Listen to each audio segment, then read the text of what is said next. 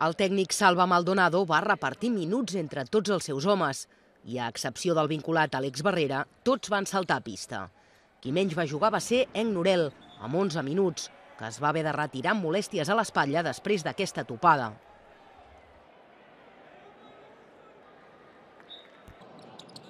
Cap jugador del Fiat Joventut va passar dels 13 punts, però tots van anotar.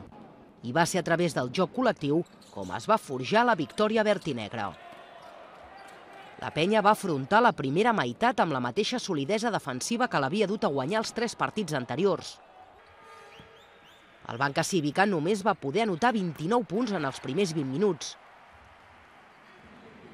I el Fiat Joventut agafava les primeres rendes just abans del descans. Va ser després d'aquesta connexió entre Nacho Llobet i Latavius Williams. El nord-americà va estar de nou molt solvent, 12 punts i 10 rebots. La penya marxava a la mitja part 5 amunt, la màxima diferència que havia obtingut fins al moment. I a la represa va obrir una mica més l'escletxa.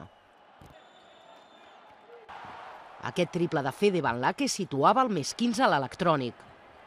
El Banca Cívica, però, va poder retallar a través de Calloway, que amb 16 punts va ser el màxim anotador del partit i es posava a 7 al final del tercer quart.